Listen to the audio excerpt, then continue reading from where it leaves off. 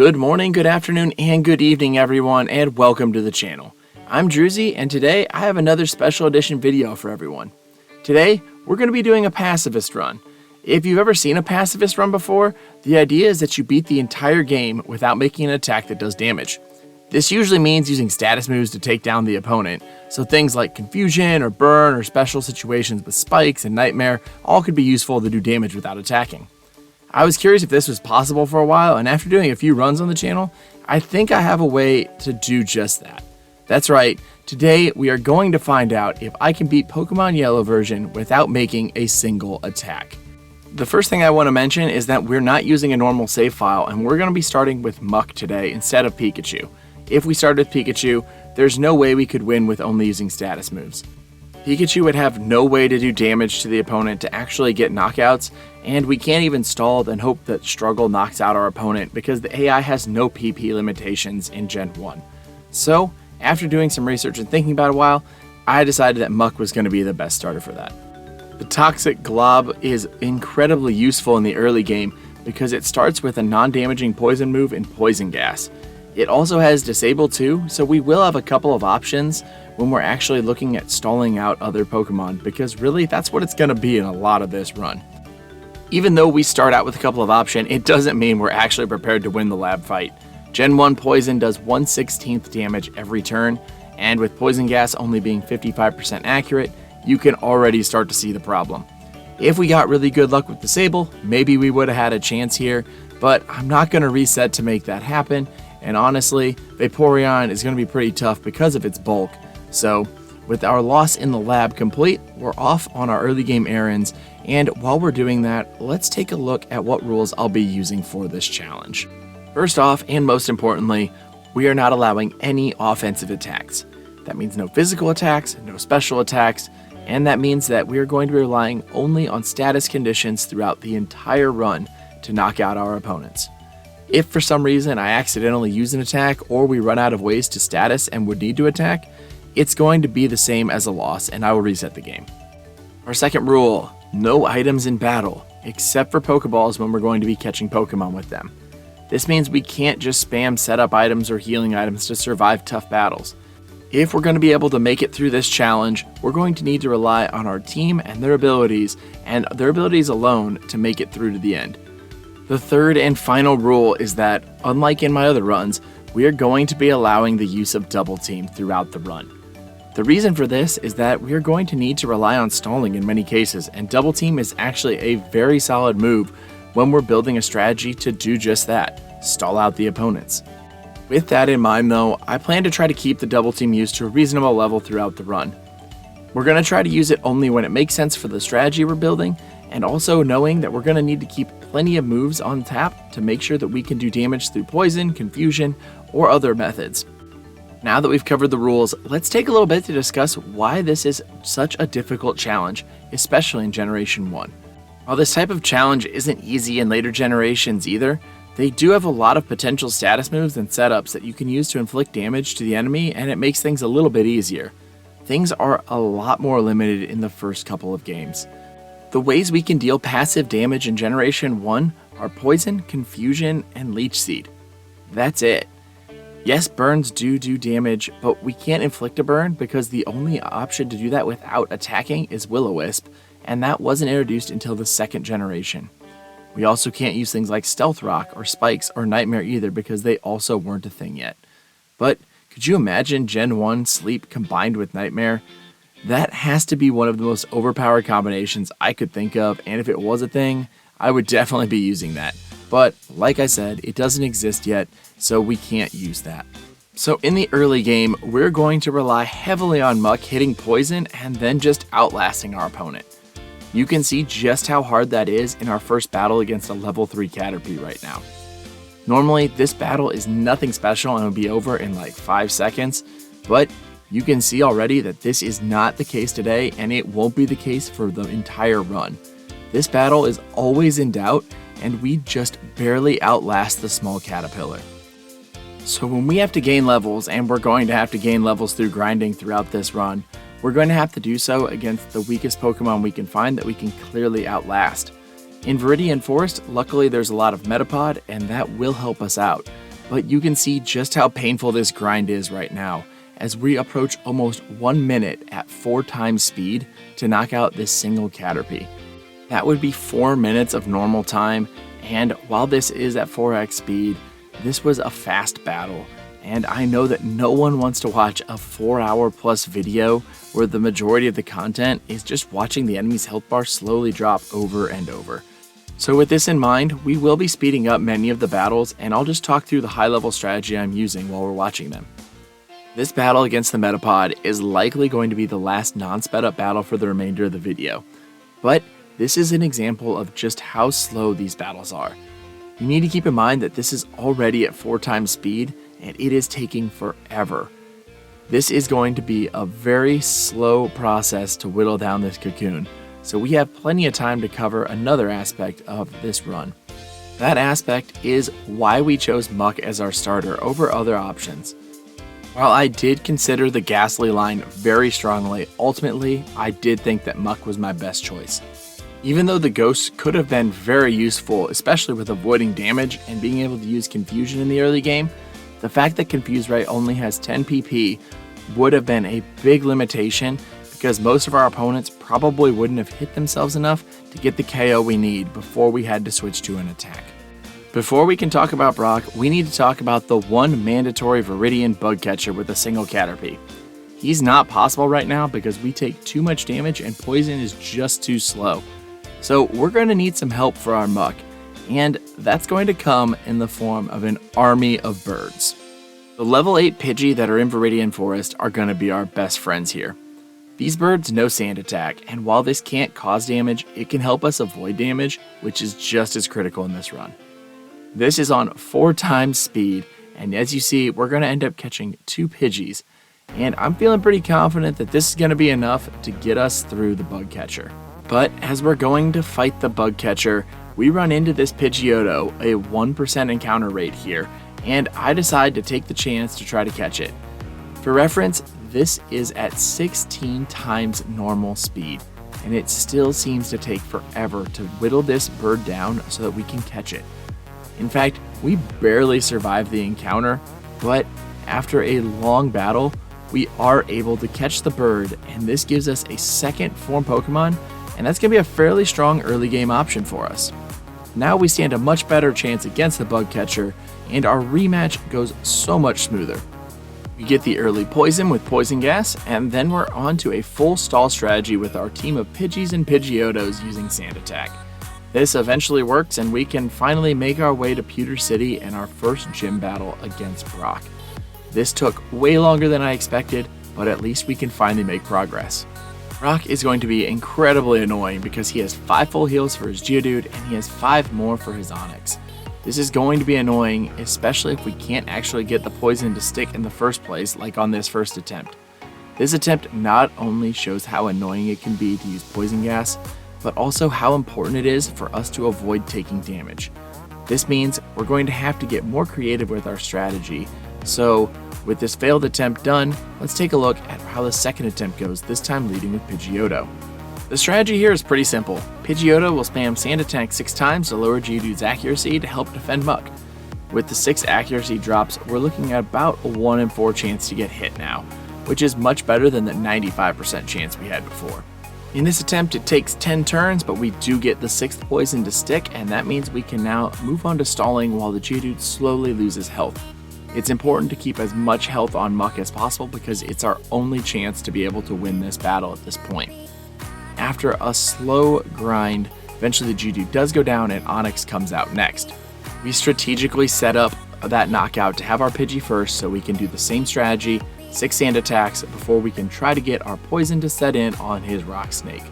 Eventually, we do get all of the poisons to set in, and we're able to stall out his Pokemon, getting us our first badge, and that is fantastic.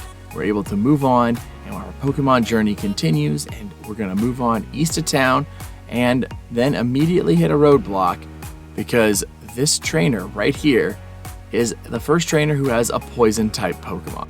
The reason Poison-type Pokemon are so annoying and will continue to be annoying throughout the entire run is because Poison doesn't affect them, which means that our main way of doing damage is out the window, and and we have to rely solely on Leech Seed or Confusion to get the job done.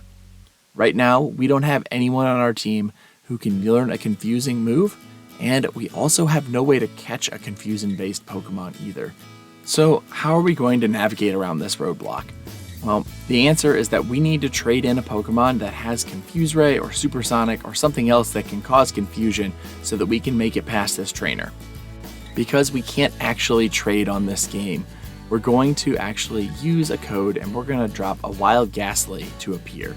And we're going to see how this Ghastly is able to help us get past this trainer and any other poison trainer we face in the near future until we can get some other options on our team.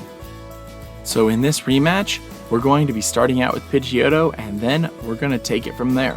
We're starting with Pidgeotto here and we're going to use our same tactic as we were with Brock.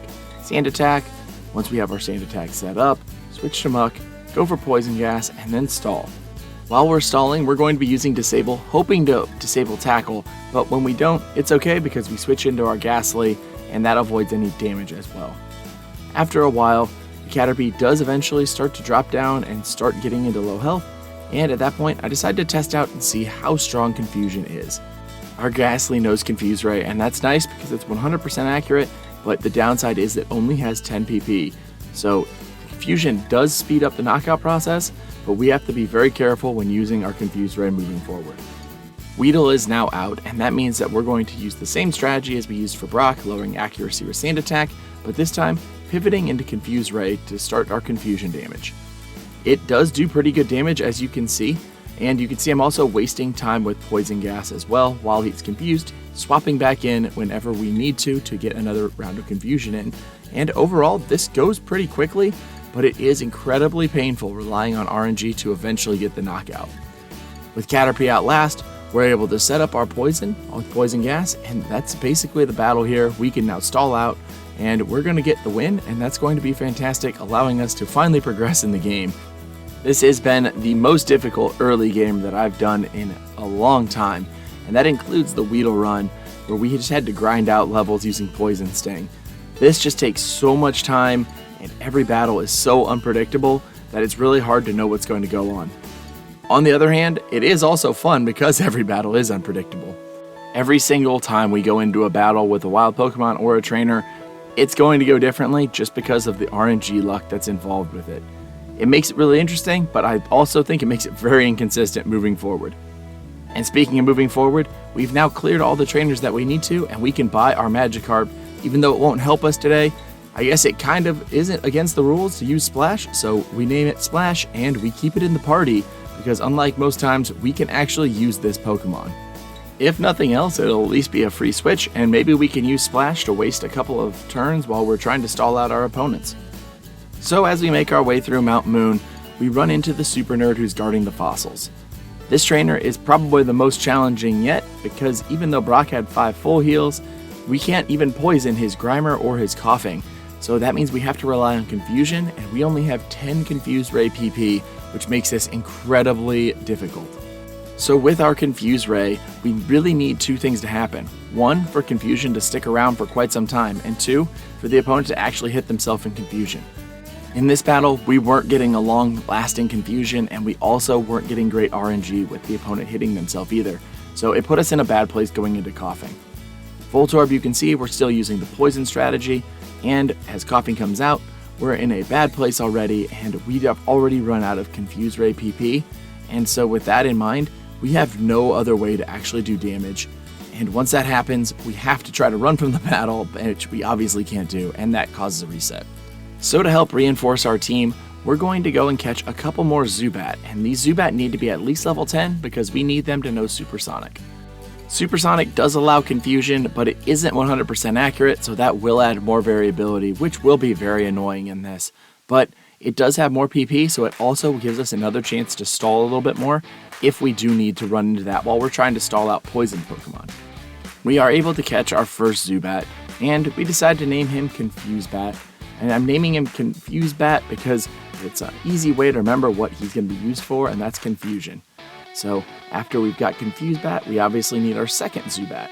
And I've already used Confusion, so we need to come up with a new name, and what a better name than Tubat. 1, because it rhymes with Zubat, and it just seemed like a fun name.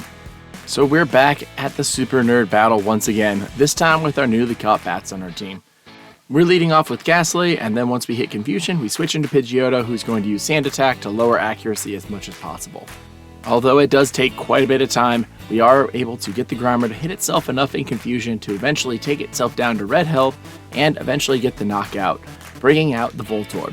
Voltorb, we're going to use some Sand Attacks, and then once we get its accuracy down, we're going to bring out our Poison-type Pokemon, Muck, and we're going to go for Poison Gas. Once we get Poison, we're going to stall out as much as we can, and that's going to basically be our Voltorb strategy. And we're going to have to switch into a Confuse Ray Pokemon with our Ghastly to start off against Coughing. Same thing as we've been doing before, we're hitting Sand Attacks to lower its accuracy to make sure that we get as much of a chance against this thing as possible. And eventually we have to switch into our Zubat, and we're going to use Two-Bat because I thought that was a more fun name and wanted to use it. And eventually we get Supersonic to do enough damage, and we get the win and are able to move on. So this is our strategy for poison types right now. It is effective, but it is very painful, it is very slow, and it's very RNG based. So you're seeing it again here with the Team Rocket fight against Jesse and James, where they have Ekans and Coughing. We have to rely on Confusion, and the Meowth, we can rely on Poison. We can even use Confusion when we do go for Poison to speed things up a little bit, but when it comes to those Poison types, we have to just grind it out, and we have to hope that they hit themselves in Confusion as much as possible. It is annoying, and eventually we will have a strategy to overcome this a little bit, but for right now, Poison types are going to be incredibly painful to deal with. And like I said before, now that we have more Confuse users on our team, it isn't necessarily a challenge of if we're going to get the wins, but it just takes so much more time, and it's a matter of how long is it going to take for us to finally get a win. So with Mount Moon cleared, we're now in Cerulean City, and I decided to go for rival number 2 over Misty, because I think we're going to have a better chance with him right now. So the strategy here against the Spearow is get a Poison, and we do, but we take big damage from a Fury attack in the process. We eventually end up switching back and forth between Muck, and we use our Splash, and we use our other Confuse users to try to get this Spearow to do as much damage to itself and speed up the poison process as possible, eventually taking it out. Sandshrews out, we go for a Poison Gas, and then we're back to the stall technique we've been using before, and again, we're going to be supplementing our poison damage with Confusion as much as possible to speed this battle up. With Rattata out, we switch to Ghastly because it can't take any damage from Rattata. We go for the Confusion, and it hits, but it doesn't last, and that takes out our Muck, and that puts us in a terrible place. We are able to take out the Rattata, but we aren't able to actually take down our rival, because at this point, we're relying on Confuse Ray only, we run out of PP, and that's going to be another loss for us. On the next battle, we get a little bit luckier because this time we don't get hit with that huge Fury attack right off the bat, leaving our Muck with a lot more health. Other than that, our strategy is going to be the exact same for his entire team. There really isn't too much to talk about while we take down his team here. We end up getting poisons, and then we switch into our Confuse users, or we use our Magikarp to stall as long as it can until it gets knocked out, and eventually we take it out. And then with Rattata this time, we are able to get a poison on the Rattata, and that brings us back to the Eevee. And this Eevee was a giant pain. I've actually slowed this back down to our original 4x speed, just so you can see exactly how crazy this battle gets. We get the Confusion, but then with Eevee coming out, we don't get a Poison Gas with so many straight attempts. That's 2, that's 3, and eventually our Poison user goes down, and that leaves us in a very bad spot. We now have 6 turns of Confusion, and that is it. So we have to hope that this Eevee hits itself enough times to take itself out. We bring out Two-Bat, and it hits itself again. I'm using Supersonic, hoping that if it does outspeed, we're able to get Confusion again like we did right there. And now we're swapping back and forth during Confusion to try to save that PP for our Confusion as much as possible. Our rival's Eevee is just at about a third health now, and we bring out our Ghastly once again, only to be able to go for a Confuse Ray, but we outspeed, so that was a waste of a PP right there, and as we bring out Two-Bat, it gets knocked out. We now have 5 Confuse Rays to hopefully get this knockout, and our first doesn't work, and because we only have Confuse Ray as our status move, we have to keep using it. Eventually, it's into red health. We have to hope for it hits itself. We are out of PP, and it does. That is literally as close that we could have been. One more turn, we would have had to have reset because we wouldn't have been able to do anything except attack. So we really just barely scraped by our rival there. And we're starting to see another problem with this type of run, and that is that we have to deal with large teams. They also can cause a lot of problems. But with that out of the way, we're now able to go and take on Misty. Our battle with the water gym leader isn't off to a terrible start, but this battle is incredibly annoying because we do have to really just rely on not getting knocked out with our muck. Because once our muck gets knocked out like it does right here, this battle is over. In our next attempt, we start the same way. We use our muck for poison gas. We do stop this time for a quick confusion with our Ghastly, and then we go for sand attacks with Pidgeotto while we stall out the Staryu. We bring our Ghastly back in when we need to for more confusion to speed things up, but eventually we're able to take out the Staryu and bring out Starmie. Once we get the Starmie poisoned, things get weird in a hurry. Starmie is very strong, and you can see that as it took out our Pidgeotto before we're able to get any accuracy drops, and it was able to take out our Ghastly pretty easily as well. It also is very annoying because it uses Harden, so even our Confuse Rays and our Supersonics that are making it confused end up doing almost no damage to itself.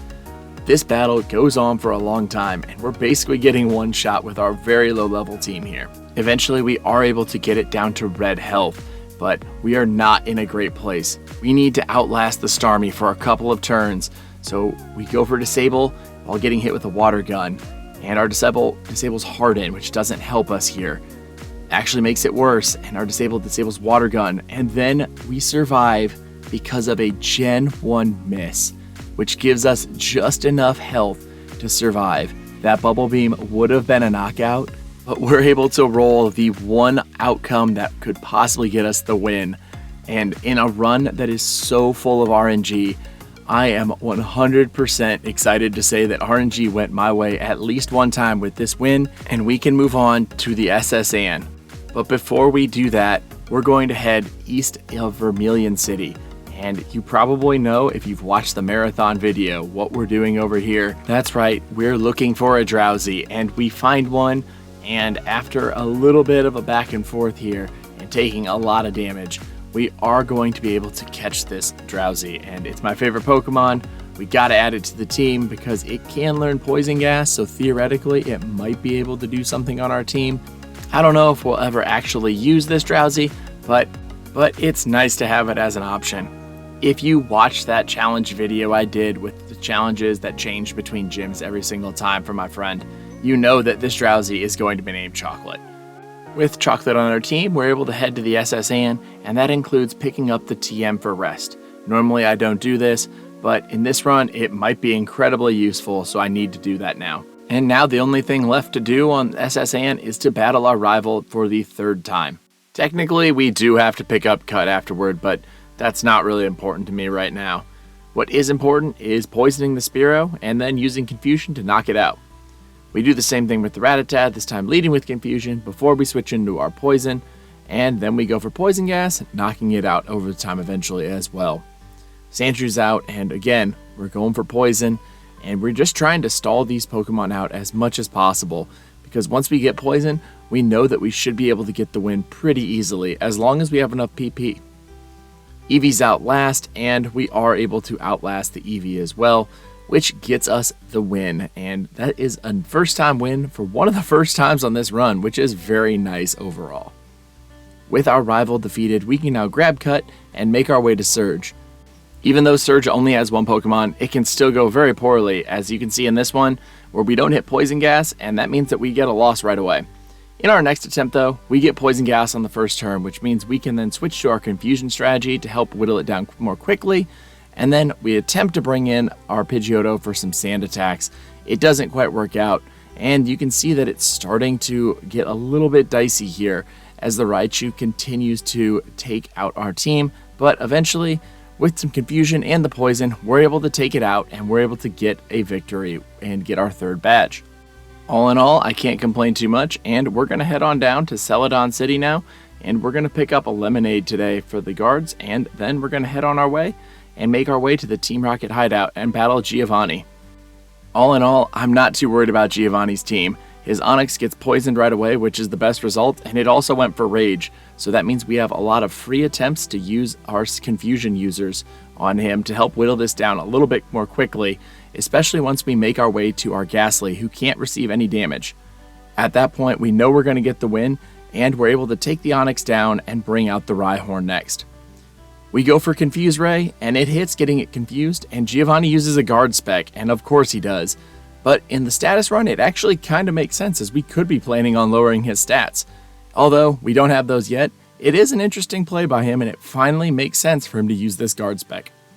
Anyway, the Rhyhorn goes down, and that means that Persian is now out, and we have a poison in place, and with our Ghastly out again, it has no moves that can hit us, so it's just a slow grind, and eventually we take out the Persian, beating the crime boss for the first time.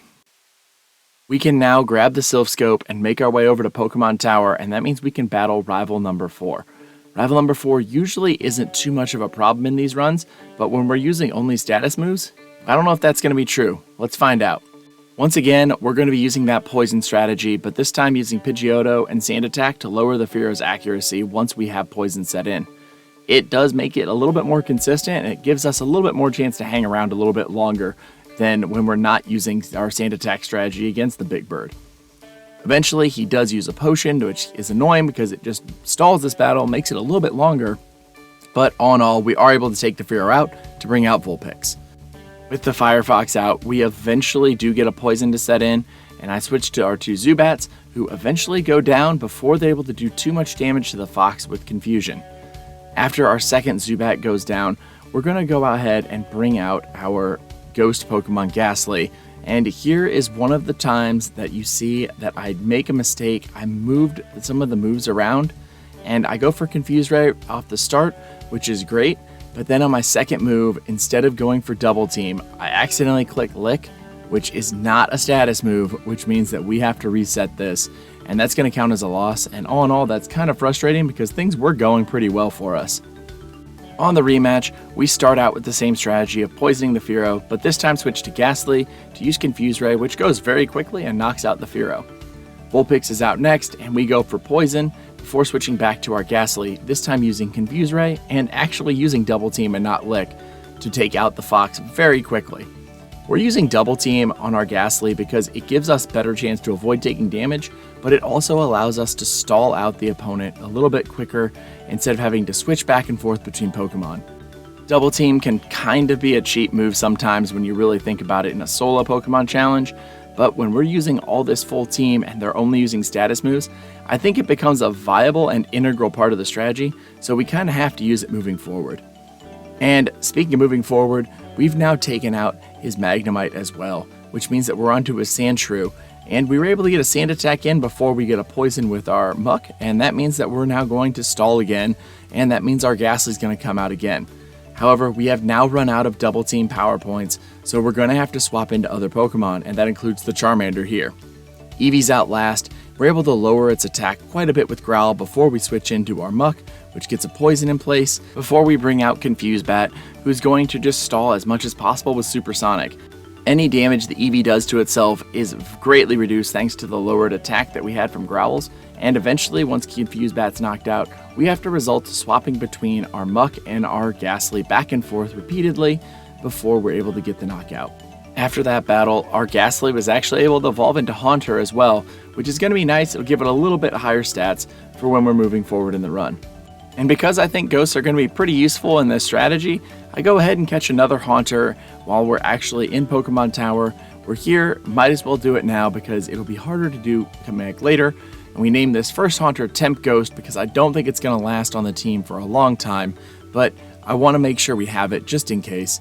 We also catch a second Ghastly, and we also name it Temp Ghost with an exclamation mark because we need to differentiate between the two, and that now gives us 2 more ghosts on our team. With our Pokemon Tower portion of the game complete, we're able to take the Pokeflute, head west of Celadon City, and wake up the Snorlax that's waiting there and blocking our path to Cycling Road. We do need to end up catching this Snorlax, and that's because I believe it's going to be a key member to our team moving forward. It has a pretty good bulk, which is going to be really helpful when stalling people out, and it can learn a lot of really good moves. It starts with Rest, for example. That'll be really helpful. While it does take a lot of great balls and a lot of chucking great balls at this thing before it finally comes into our possession, we're able to catch it, and I name it Toxic Rest, which is a great example of what I plan to do with it moving forward. The next thing we're going to do is we're going to head down Cycling Road, and we head immediately into the Safari Zone where we catch this Execute. This Execute's going to be nicknamed Leech, and if you know anything about the Gen 1 mechanics, Leech Seed and Toxic are a great combination. Leech Seed stacks on top of Toxic, so that means every single time we're doing Toxic damage, we're also increasing our Leech Seed damage by double as well. We'll see this very shortly, and this is a fantastic way to speed up the run, and at this point it is very much needed because the grind is very tedious when we have to wait for poison damage to do 1/16 every single time. While we're in the process of upgrading our team, I head to the Fishing Guru and pick up the Super Rod and use that Super Rod on Cycling Road to fish up a Shelder. The Shelder itself might not be very useful, but I think if we evolve it into Cloyster, we will have a very strong team member on our hands. The high defense values and the fact it can learn Supersonic and it can learn Leer to help lower the opponent's defense could be really useful, and I think it'd be really interesting tactic moving forward. So I nicknamed Shelder Def Drop, short for Defense Drop, and then we make our way into Koga's gym. And while you might have been thinking Koga was going to be a bit of a problem, and I promise that he will be, we are going to have to deal with the jugglers first, and these jugglers are incredibly annoying. The reason these jugglers are so annoying is the fact that they will switch out their Pokemon 1 out of every 4 times. And when you're relying on Leech Seed and Confusion, that resets that, and that makes it a very annoying thing to deal with overall. Because of all the switching, eventually we run out of power points for Leech Seed, and then we're in a bad place waiting for Poison to do all the damage we need. This battle has been sped up to 8 times speed, so we're at 32 times speed normal, and we don't even get a win here. So that's why these battles are so frustrating, and this took 8 minutes of real time. Eventually we were able to clear all the jugglers in the gym and make our way to Koga, but they were so frustrating, and it only has me worried for Agatha moving forward. Our Koga strategy relies heavily on Leech Seed as if it were poison for some of the earlier gym leaders. Once we get Leech Seed in place, we swap into our Shelder to help do some confusion damage and then also hopefully stall it out, but that doesn't really go to plan as the Venonat takes it out pretty quickly. Pidgeotto comes in to try to do some sand attack to reduce the accuracy of the Venonat, but it quickly goes down as well, and we're really not in a great place right now. Even though our Leech Seed using Execute is able to stall out pretty well, it ends up taking big damage to Tackle before eventually getting taken out, which means that we failed our first attempt at Koga. Going into our second battle against Koga, not much has changed. We're still going to be using Leech Seed, and again, we're going to be hoping to stall these things out as much as possible. Once again, I've decided to speed this battle up a bit, and this is again at 32 times normal speed. The big thing that we learned from last battle is that we should be using Hypnosis to help stall this battle out as much as possible, because that gives us a chance to 1, recover health while we're not being attacked, and 2, be able to do damage-free results. Eventually we make it to Venomoth, and now we just need to stall out as much as possible. And once it uses a couple X attacks, I remember that Leech Life is going to be 4 times super effective, so we bail on that really quickly before we eventually end up with our Snorlax, who is able to outlast the Venomoth and earn us Toxic. Toxic is the linchpin to our strategy for this run, and I immediately teach it to Toxic Rest. This gives Snorlax a great way to do damage to our opponents now, and that's going to put us in a great place overall when we combine that with our Leech Seed user. So now that we're on our way out of Fuchsia City, we can stop on by the Warden's office and pick up the rare candy, and actually we can't, because I've forgotten Erika. Oh well, so I guess we're going to have to go and find a way to beat Erika now. I think Erika's gonna be a little bit of a problem because we can't use Leech Seed or Poison on her team. So my idea is to head to the Seafoam Islands, and we're gonna try to catch a Golbat. And we're not gonna just try to catch any Golbat, we're gonna try to catch a level 27 Golbat. They only appear here in the Seafoam Islands, and we're gonna need them because it knows Screech, and it knows Confuse Ray, and it knows Supersonic. So when you combine all of those together, it gives us a fantastic status-only moveset.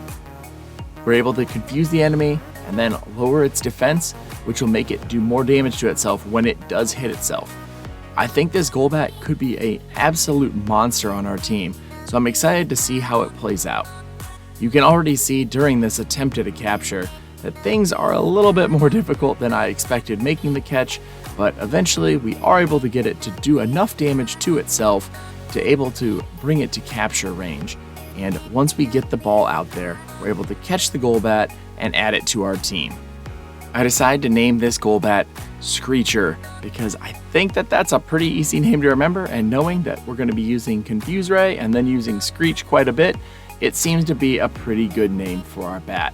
So with our Golbat now added to the team, let's move forward with the story. Of course, that story starts with Erika, and we're going to lead with our Snorlax to do Toxic because this is the only Pokemon we can use Toxic against Erika here. And then we're going to switch into our Confuse Ray Pokemon, Confuse, and go for Confusion to hopefully speed up this knockout, which goes pretty easily. That gives us enough experience to get Hypnosis on our Haunter, and that's going to allow us to put Weepinbell to sleep before we switch into our newest Pokemon, Screecher. After a couple of screeches, we do eventually get a Confusion hit, and it does massive damage. That is going to help speed these battles up, but we still need good luck, and as you can see here, we're not quite getting it, and eventually we do knock out the Weepinbell, but we've taken so much damage, we go down quickly to the Gloom. That means we have to bring out our Haunter and go for the Confusion strategy, and it's going to take a little bit longer because we can't use defense drops, but eventually we do start to do pretty good damage on the Gloom, taking it just under half. While we made pretty good progress to start on the Gloom, it does eventually start to tail out as it gets to red health, and at this point we run into a problem because we've run out of Confuse Rays, and that means that we have to rely on Gloom using Petal Dance and then hitting itself in Confusion when it gets Confusion from Petal Dance, which means that we're going to stall this thing as much as possible, but it just lengthens this battle quite a bit. You see, we put in Execute for a little bit, and then we've switched into the Snorlax, and eventually it is enough, and that was a first try victory against Erika. Silph Co is a great place to do training because of the number of trainers, and also we can heal pretty quickly, and so we've now got our defense drop up high enough that we can evolve it into Cloyster, which is fantastic, gives us a lot more bulk on our team. So with that, let's try Rival Fivel once more. This Rival Fivel battle is special for one main reason, and that's because this is the first time we get to use Toxic and Leech Seed stacking together. You can see we hit Toxic, and it starts doing damage right away, and we also get our Leech Seed to hit, and that will start to suck the Sandslash health very quickly. You can see that it stacks very nicely, doing double damage every single turn as it brings it to half health, and then on the next turn after that, it attacks and it goes from half health to 0 right away, also healing us in the process. This is a fantastic method, it speeds the battle up, and it does big damage really quickly, allowing us to take out Pokemon that are much stronger than us. Otherwise, Toxic is our main hitter here, and we use it pretty frequently with Toxic Rest, and then we try to get Leech Seed in there as much as possible to help speed things up. Ninetales is a little bit of a problem, but once we got Toxic to hit, it was just a matter of stalling it out. And then with Kadabra, we get a Poison, and then we just have to sit and stall as much as we can to watch that poison damage do its thing till we get knocked out. This allows us to bring in Cloyster for the first time, and we're using Supersonic combined with Leer, similar to what we do with Screecher and Confuse Ray and Screech, but not as effective, and eventually we're able to take out the Kadabra to bring out Vaporeon. Thanks to good AI, Vaporeon will either use Bite or Sand Attack, and Bite's doing very little damage, but Sand Attack is making Supersonic almost impossible to land, which means we have to switch a Pokemon, but Screecher doesn't last too long. That allows us to get into Toxic Rest to hit Toxic, and at this point, we just need to stall out, which doesn't take too long. We use Rest to heal back up, and that's a victory over Rival Fivel. We don't learn Body Slam as much as I would love it in this run, and that gets us a win, and we can move on to the Giovanni battle next. This battle is one of the first times in the entire run that things go pretty smoothly overall. Giovanni obviously has to use a Guard Spec, which actually might not be the worst idea when we're using status moves only, but it's not going to help him here once we've got our Leech Seed in place. And once we get Leech Seed put in place, it essentially turns into us stalling as much as possible. We waste some time setting up double teams and reflects, and then we just put it to sleep and just wait. And once Nidorino ends up going down to the Leech Seed damage, Persian comes out next, starting out with another Guard Spec. We put it to sleep, and that allows us to switch into Toxic Rest, who we set up a couple of double teams on to make sure that it can't hit us as well. And then as it's getting damaged from Leech Seed, we eventually hit Toxic, and you know that stacking is going to make short work of the Persian.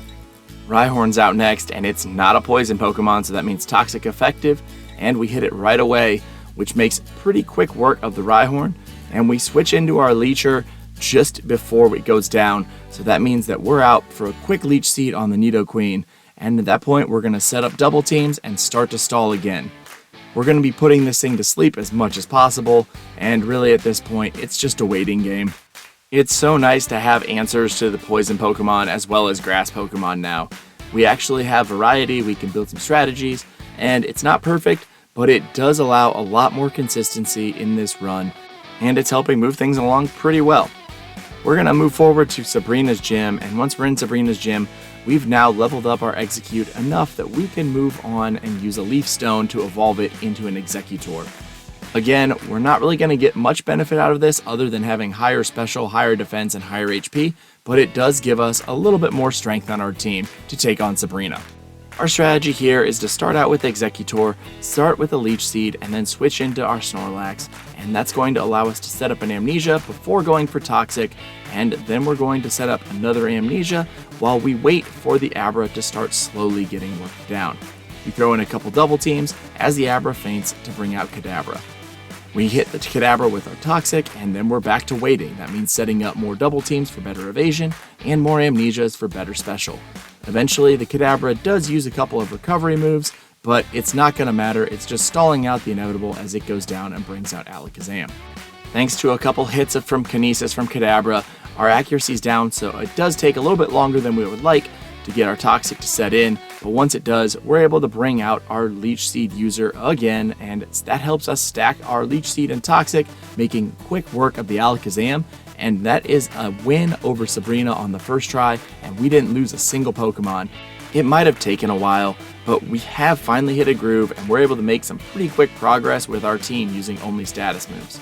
Now let's fast forward a little bit to the basement of the Pokemon Mansion. We are going to be catching this level 38 Grimer, and it's going to be a replacement for our starter Muck.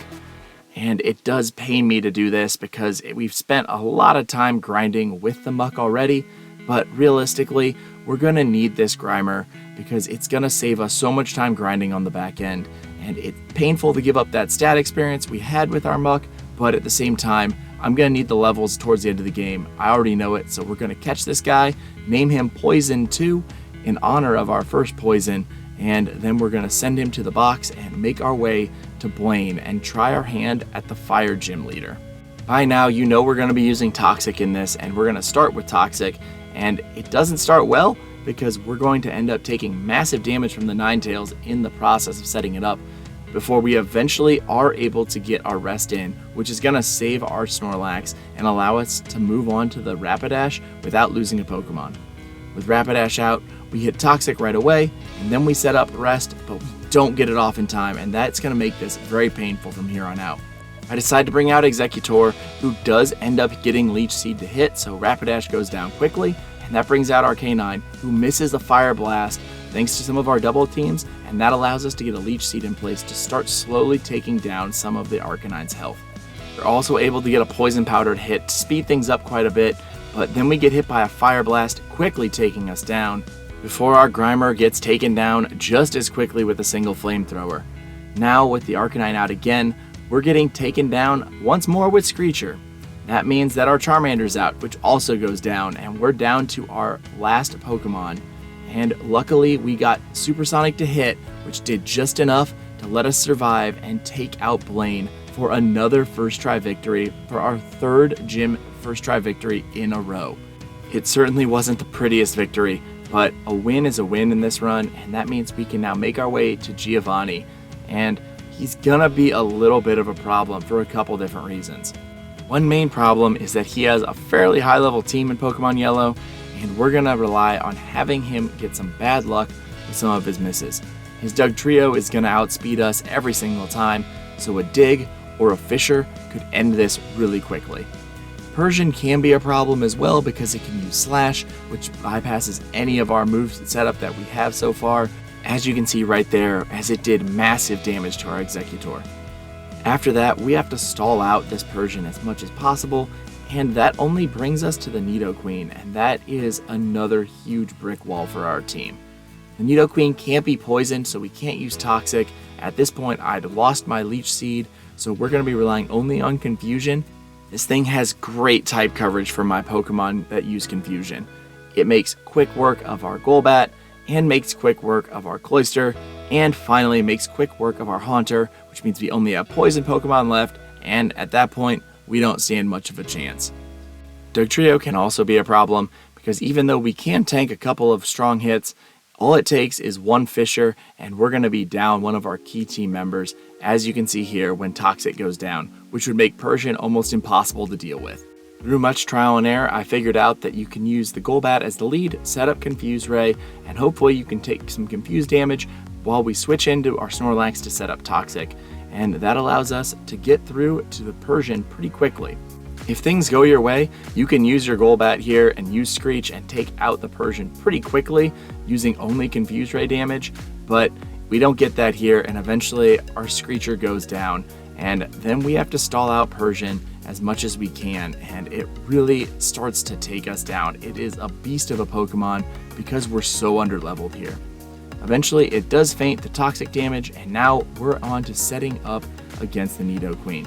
Nidoqueen takes out Cloyster, allowing us to switch into Exeggutor, who gets a clutch Leech Seed to hit, before we switch into Haunter, who gets one shot with Earthquake.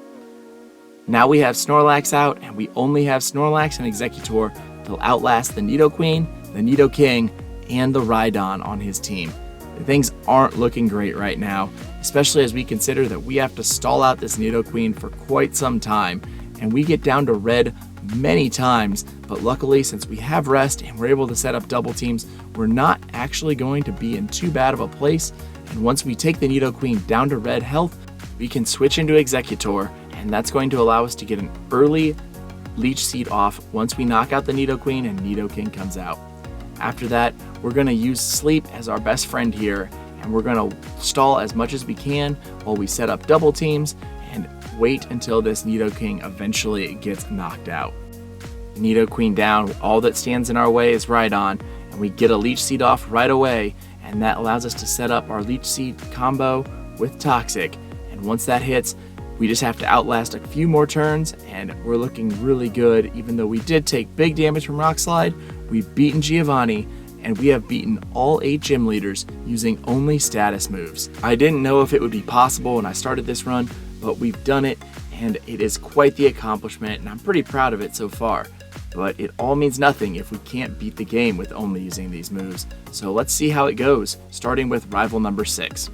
He leads with Sandslash, and we set up our Toxic right off the start. And then we're going to go for the Leech Seed on top of that, and we get it, and things are off to a pretty good start, best that we could hope for here. We make quick work of the Sandslash, and that's going to bring out his own Execute.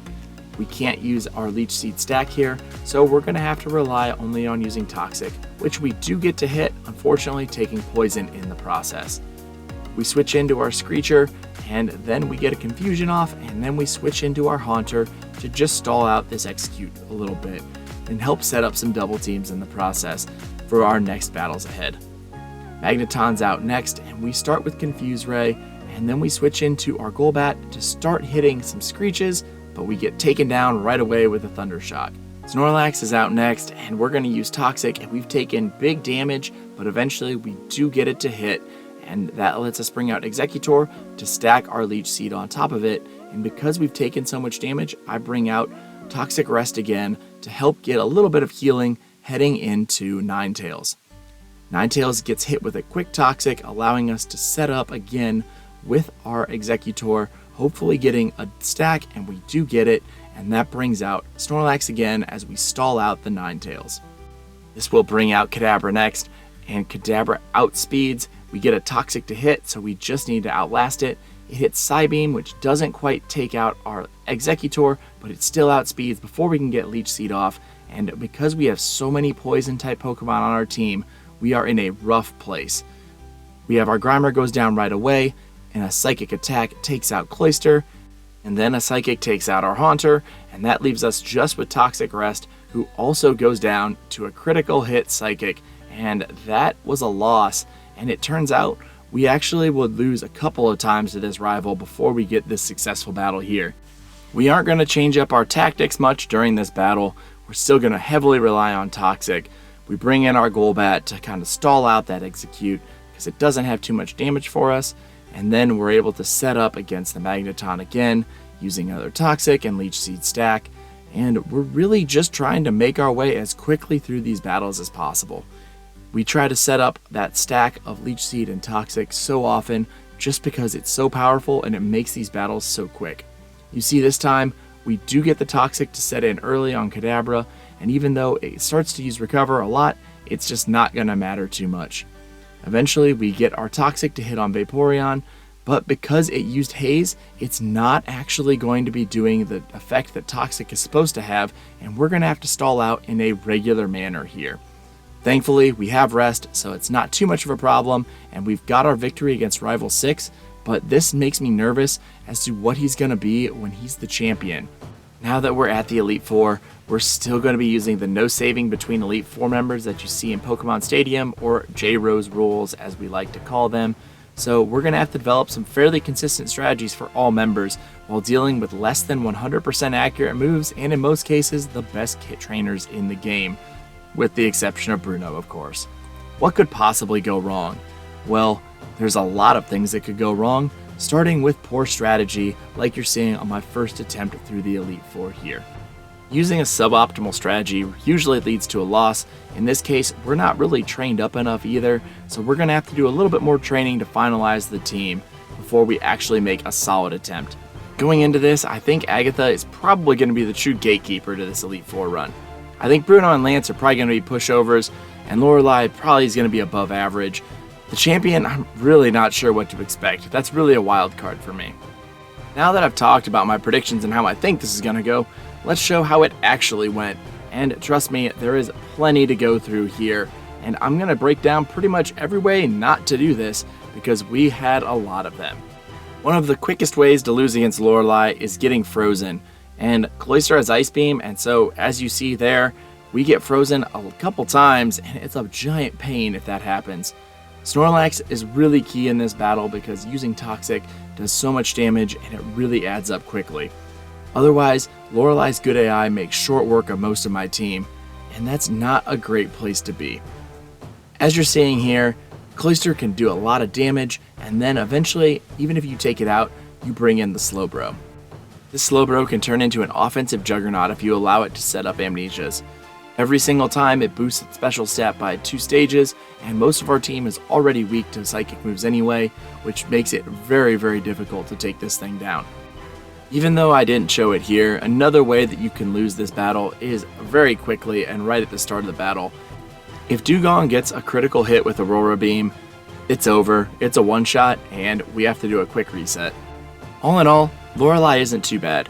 Sometimes you could get knocked out by Jinx or Lapras, but usually once you make it to those two Pokemon, you have a way to recover, even though it sometimes gets very dicey towards the end. That pretty much sums up the Lorelei battle for the most part, and because of that, I'm going to go ahead and move on to Bruno. Well, I would move on to Bruno, except that we never lost to Bruno. Not once. Out of all the attempts I made at the Elite Four, I never once lost to the Fighting Master. I think that says a lot about how bad he is, that even though I'm using very underleveled Pokemon and very dicey and questionable tactics, I was able to defeat one of the Elite Four members every single time I faced him. Way to go, Bruno. When it comes to facing Agatha, there's only 2 real ways that we can lose this, and part of that is because we have Snorlax on our team, which really counters almost every single one of her ghost Pokemon very well. The 2 ways that we can lose this are running out of Confusion Technique power points, or running out of Confusion users, which is basically the same thing. We can't use Poison on any of our Pokemon because they're all at least part Poison type, so our Toxic strategies are out, and Leech Seed just takes so long, and because she loves to swap her Pokemon, it is so time consuming. These attempts against Agatha were seriously some of the most frustrating battles I've ever played in Pokemon Yellow. They were all just so time consuming, and even once you get a consistent strategy down, it's still so brutal because of all of her switches and everything being so random with how this battle goes. During this, I learned that if she switches Pokemon, she gets 2 more Super Potions in addition to the 2 that she already used on her first team. I thought she just had 2 Super Potions for each Pokemon, but I found out very quickly that that's not true. It is something interesting I learned in Gen 1 though. Every single time you do one of these runs, something pops up. The final thing that makes this Agatha battle so frustrating is just the amount of time it takes, and it's such a random fight that, as you're seeing here on 6 times speed on top of the 4 times speed, you can sometimes grind for an absolute brutal loss at the end. This took 10 minutes of in-game time, and I'm playing on 4 times speed, so that would be a 40-minute battle if we weren't speeding this up. Could you imagine trying to do this without speeding it up, only to lose after a 40-minute battle? I don't even want to think about that because it sounds so heartbreaking. So with that and this loss out of the way, let's move on to Lance. It turns out the Dragon Master is much harder than I would have ever anticipated. If his Gyarados gets a crit on Executor or on Snorlax, it's a one-shot, and then you're starting over right from the beginning basically, because without using Toxic or Leech Seed and stacking those, it gets really difficult to beat him really quickly. You're seeing one of these attempts right now, and you can see how powerful this Gyarados is. I eventually go for a Poison Gas with our Poison 2, but even that isn't really helping things very much. It does speed up the process a little bit, and eventually we are able to take out the Gyarados, but we are not in a great place to finish out this battle.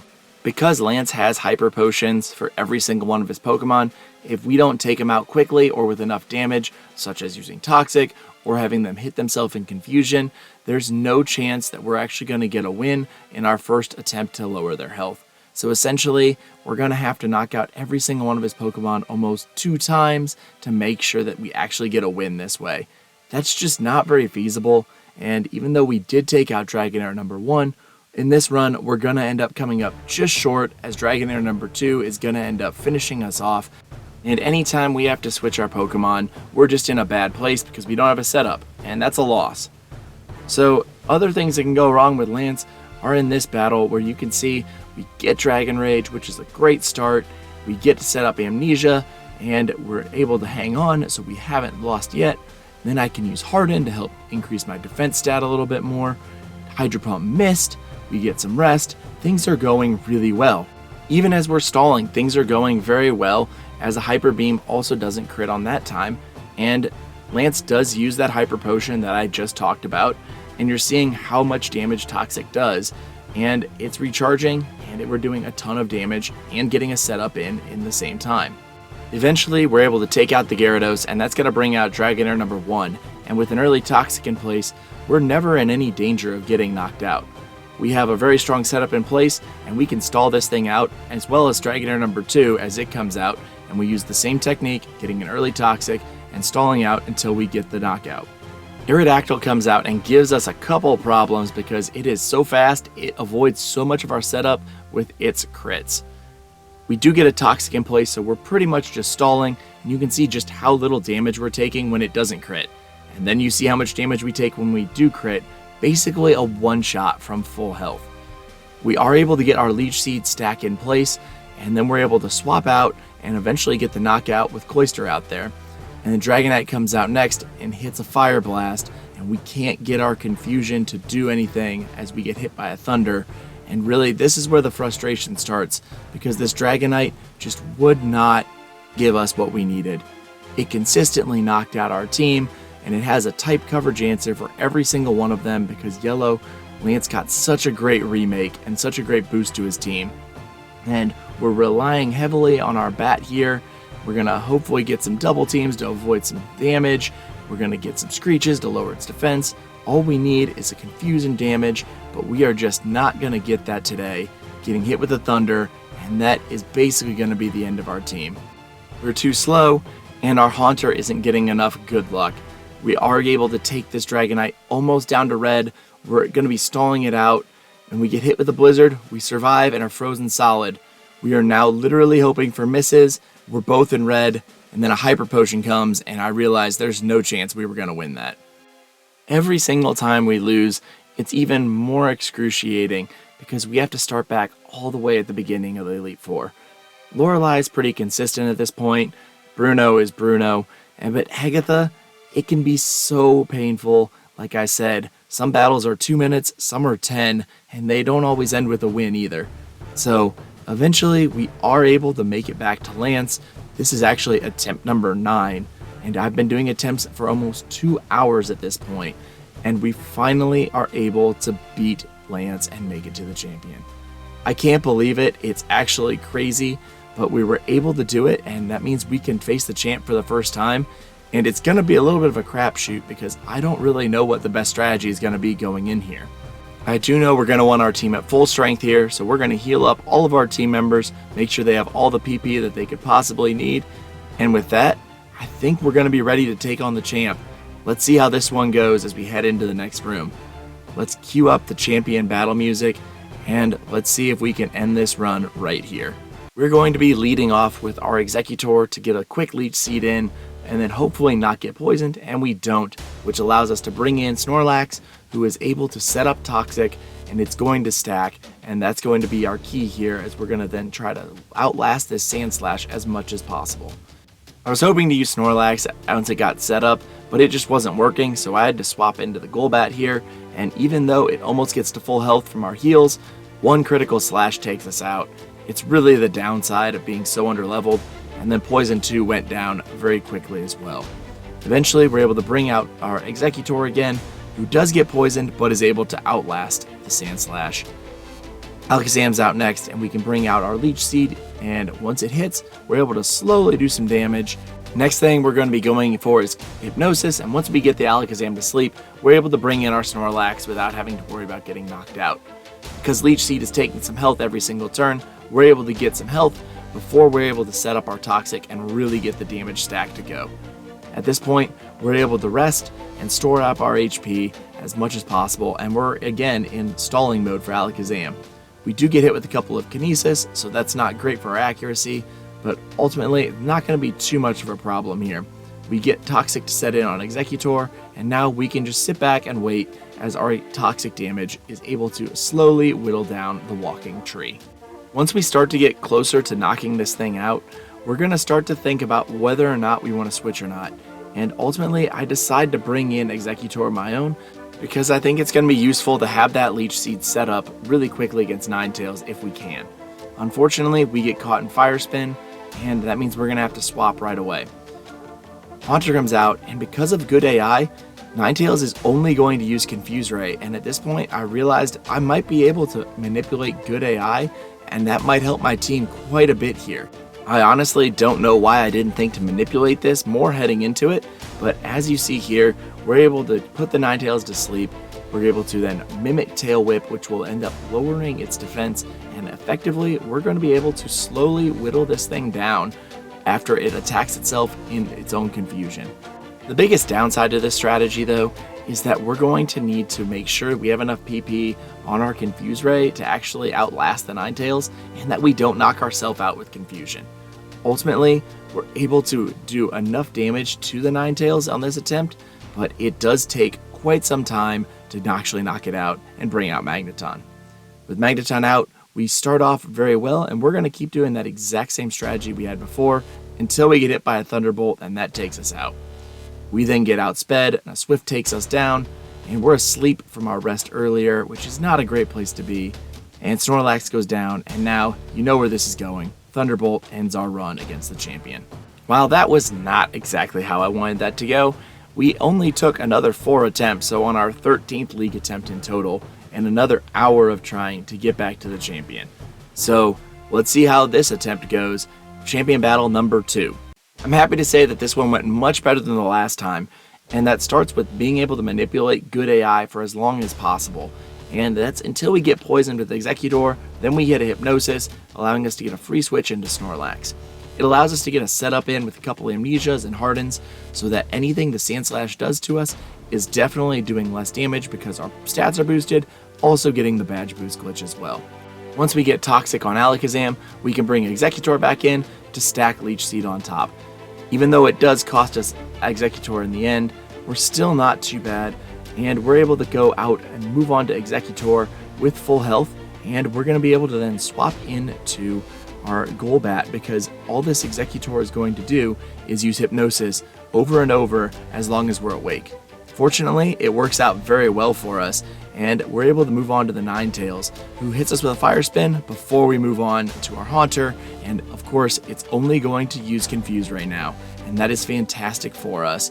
So we're now able to go back and forth, swapping in our Golbat when we need to lower its defense more quickly with Screech, and eventually we go down, but we will be able to take out the Ninetales as we bring in Snorlax to help speed things up using Toxic. Once we finish off the Ninetales, Magneton is going to come in next, and we get a first turn Toxic even though we do get hit with Thunder Wave, which is a little bit annoying. We can use Rest to fix that, and we do. Magneton slowly gets whittled down by the Toxic, even though it does big damage to us in the process, coming in at red health, which a quick attack from Vaporeon quickly ends our Snorlax, meaning we won't have Toxic and have to rely on normal poison. So far, we get that to stick with Vaporeon, and now we're in a position that we're going to minimize as much as possible and hopefully avoid attacks, and we do an okay job. You can see the badge boost glitch in action as we start outspeeding, but we go down, and that brings out our Cloyster. Thanks to good AI, Vaporeon is only going to be using Quick Attack, and we have such a high defense, it's not doing much damage to us. With our Supersonic in place, we're able to hopefully whittle it down, and we eventually do get it into red health.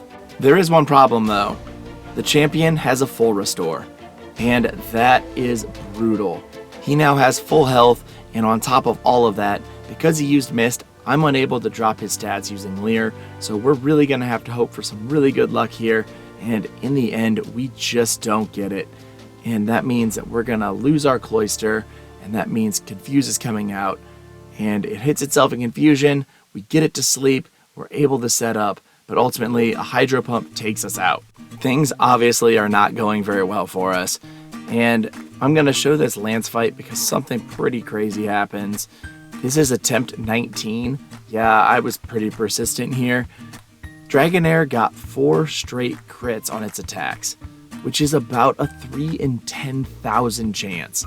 Lance had such absolutely great RNG luck sometimes, and that's what made this run so challenging. We're relying on beating 4 of the top trainers in the game, Bruno excluded obviously, with a lot of RNG luck on our side.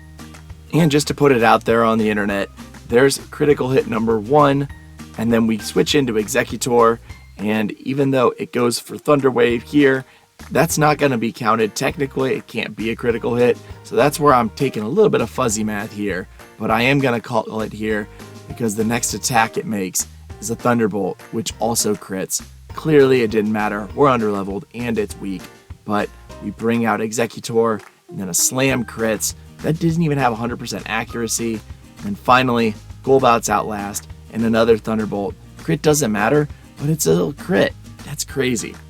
And at this point, I really wanted to rethink the strategy because it clearly was possible, but it just wasn't consistent enough. So, for the first time on this channel, I go to Silph Co and pick up the Master Ball.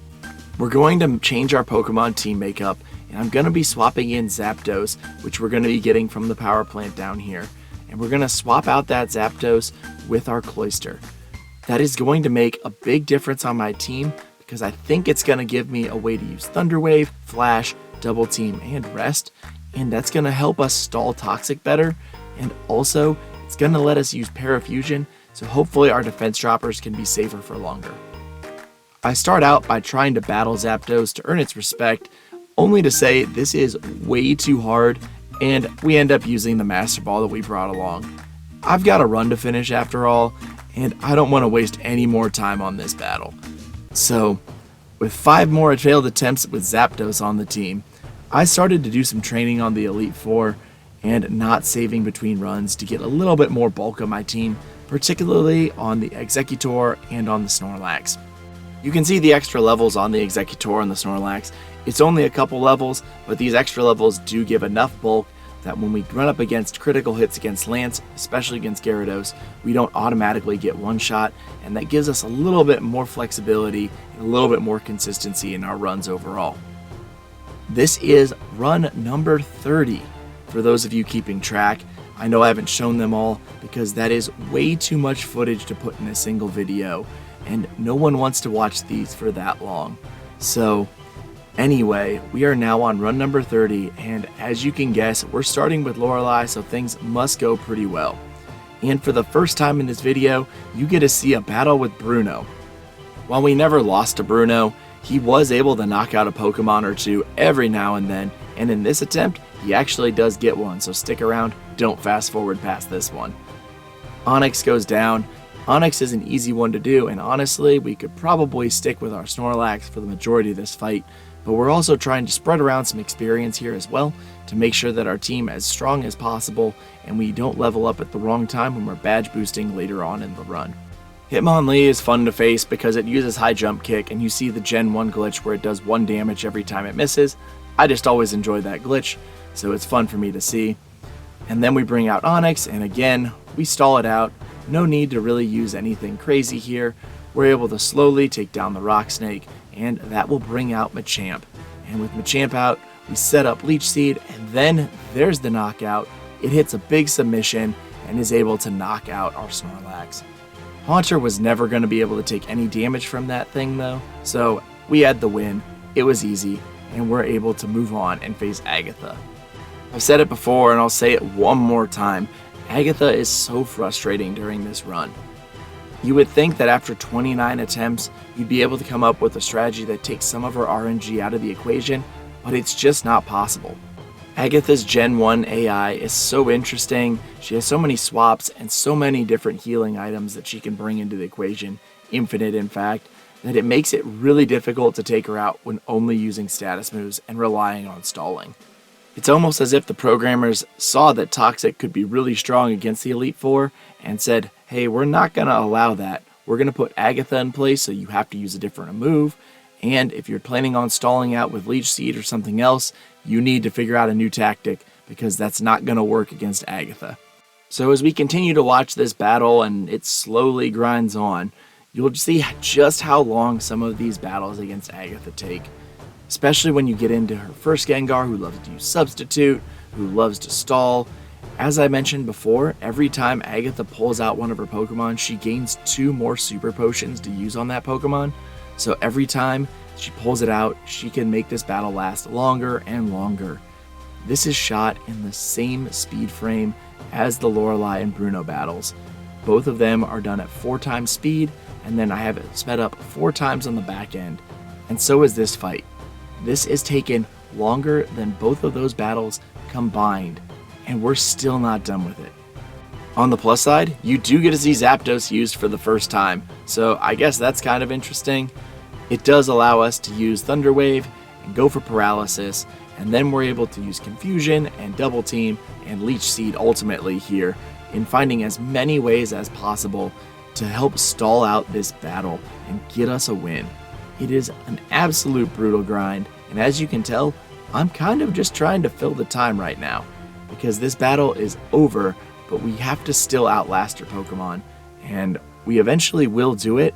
I promise we will get to it, and we'll move on to Lance.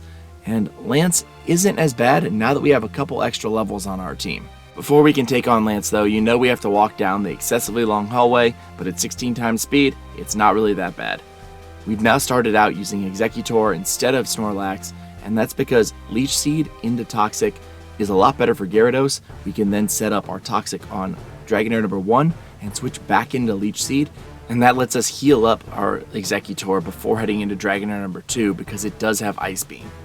Now, Dragonair number 2, we get a Leech Seed off, and then we keep putting it to sleep until about half health, and then we switch to Poison Powder, and then we hopefully can do enough damage, but we got frozen, which was a giant pain. It ruined some of the strategy here.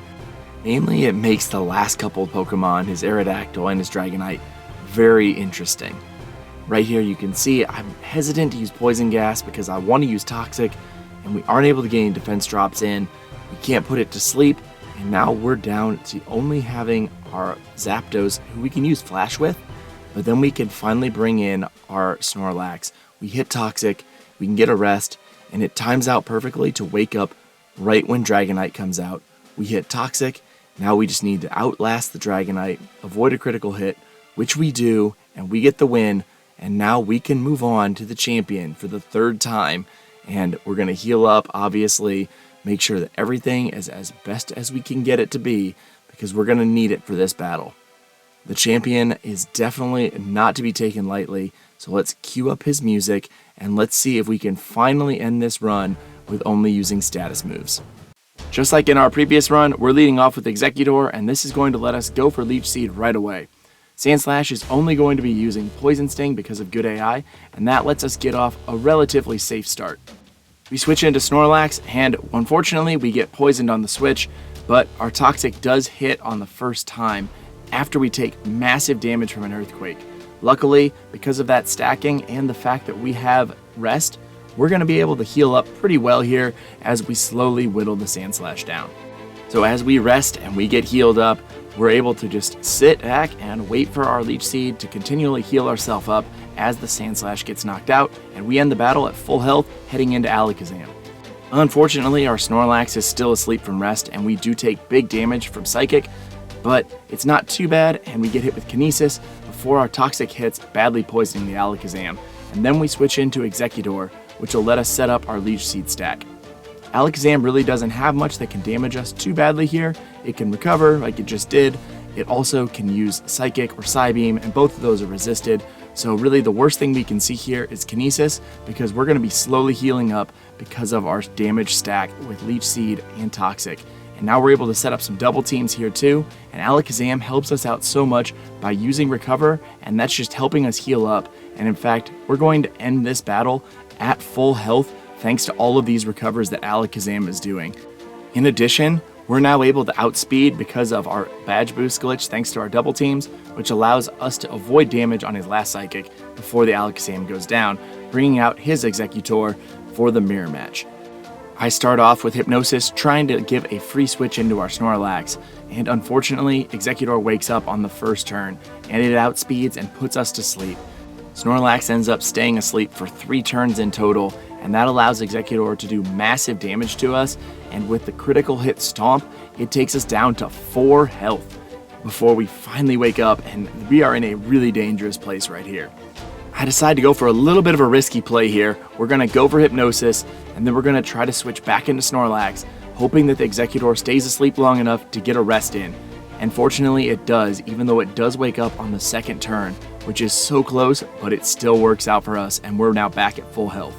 Unlike last time when we were asleep, we're able to avoid most of the damage the Exeggutor does before we wake up, and we hit it with a Toxic. And that's fantastic, and at this point I realize that this Exeggutor has absolutely nothing that can hit our Haunter, so we bring in Confuse, our level 39 Haunter, to face off against his level 61 Exeggutor, and at this point, there's nothing he can do to stop us. He can only put us to sleep, and even that isn't going to do damage, so we're in a great place to stall out this battle while Toxic takes out his Pokemon. That's half the Champs team down as Exeggutor faints and Ninetales comes out. And as we discovered in the previous battles, Ninetales is only going to be using Confuse Ray, so this is a battle of Confuse Rays, and hopefully we can do enough to avoid getting knocked out ourselves here. We mimic Tail Whip, and now we'll be using Tail Whip to lower its defense as much as possible, which should make it do more damage to itself in Confusion than we do to ourselves when we hit ourselves in Confusion. It's a really strange battle, and right now it's pretty much just RNG who gets better rolls. And since that is definitely not us right now, I decide to start going for Hypnosis because Confuse Ray from Ninetales is incredibly annoying, and it'd be really nice to be able to set up some free Tail Whips on this Ninetales. So with the Ninetales asleep, we're able to now set up some Tail Whips without getting confused every time that we avoid confusion. So it's fantastic, and now we can really make sure that when this Ninetales wakes up and hits itself in confusion, it's going to be doing a ton of damage to itself. Once the Ninetales is woken up, we hit it with another Confuse Ray, and then it hits itself in confusion, and it looks to be a 2-hit KO right now. So we just have to wait for one more time, and it does. It takes itself out, and we're now moving on to the Magneton. It goes for a Thunder Wave right at the start. It misses because of all of our double teams that we've been able to put in place. And then our Confuse Ray hits, and we're able to put it to sleep. And now we're going to use that same strategy we saw before, and we're going to use as many Tail Whips to lower the Magneton's defense as we can. So that way when it hits itself, it's doing huge damage to itself in confusion. It's a little bit of a long process because it does take a while to finish this setup, but once we do get it to set in, we're able to eventually get the Magneton to hit itself in confusion, and it does massive damage, doing about a third of its health, which is very good because that means we only need 2 more, but then we take a Thunderbolt, and that takes out Haunter, and we have to switch into another Pokemon. I go for our Zapdos because I'm hoping that it can use Flash to help lower accuracy, and it does. Magneton hits itself in confusion not once, but twice, knocking it out and bringing us to Vaporeon. We outspeed, and I go for Flash. It hits, lowering accuracy, avoiding Aurora Beam, but then it sets up Mist, and we can't lower its stats anymore. Aurora Beam hits and does good damage, so I swap into Golbat, and I do that because I need a free switch and figure out how to get our Leech Seed or our Toxic in place. Golbat comes out and immediately goes down. It did its job, and it got us a free switch into our Exeggutor. Exeggutor is out, Mist fails, and we're able to hit Vaporeon with Leech Seed. We're now able to set up Hypnosis, and that's going to allow us to switch into Snorlax. If we can get our Toxic in place, this one should be over. However, Vaporeon stays asleep for such a long time here. We keep using Toxic, hoping that Vaporeon is going to wake up on the previous turn, but it just doesn't work out. As we keep using more Toxics, I start to get a little bit nervous about using up all the PP and having to switch up tactics, so I decide to go for Amnesia, and of course, that's the turn Vaporeon wakes up. Luckily for us, Hydro Pump misses, and our Toxic hits on the next turn. Now we just need to stall out for a couple of turns, and Aurora Beam's gonna help. Now we're down to maybe 1 or 2 more turns left. Amnesia helps us stall out, Quick Attack does barely any damage, and that's it. With that, Vaporeon goes down, and we have beaten the game using only status moves. Holy cow, that was intense. Before I recorded this video, I did a quick search on YouTube, and I didn't see anyone who'd done this challenge on Gen 1 yet, specifically with Yellow version, and after completing it, I absolutely understand why. This is a slow and painful grind for the entire run. Even though things do pick up significantly after Koga thanks to Toxic and just more options available, it's still brutal. As painful as the Elite Four could be, I was surprised how consistent I was able to get the battles to be after a couple of attempts. As you can see, the team was pretty underleveled, but all in all, we're able to come in with a final time that is just barely above the Weedle run. But we did complete the game without making a single offensive attack, and we did it all without items too. I made some predictions heading into the Elite Four on how I thought it was going to go. So now seems like a good time to take a step back and look and see how we ended up with those 29 losses since we did win on our 30th attempt. 5 times we lost to Lorelei, we never lost to Bruno like I said, 7 times to Agatha, 15 times to Lance, and 2 times to the champ. I'll have to say, Agatha and Lorelei being about even, that didn't surprise me as much, but losing to Lance 15 times was a total shocker. Looking back at it a little bit, I do think I could have optimized Lorelei and Agatha a little bit more and avoided most of those losses, but Lance would still be really tough. It relies on really doing well against Gyarados and not getting big hits from Aerodactyl, because those crits can do a ton of damage. I hope you all enjoyed this video as much as I did when I was planning it and recording it. It is definitely one of the toughest challenges I've completed to date, and that includes the Weedle solo run from earlier this year. If you have any ideas on how I could have maybe played this differently or changed up my approach, let me know in the comments below. There are probably so many other strategies that I didn't consider or didn't choose, so let me know what you think. If you're thinking about doing this yourself, I would say it's a lot of fun, but you do end up wasting a lot of time waiting for an opponent to faint. As always, if you like this video, leave a like on it. While you're at it, you can hit the subscribe button and subscribe to the channel as well. Also, ring the bell to be notified when all my future runs come out. That's all for me today, and until next time, I'm Druzy, and I hope to see you again soon.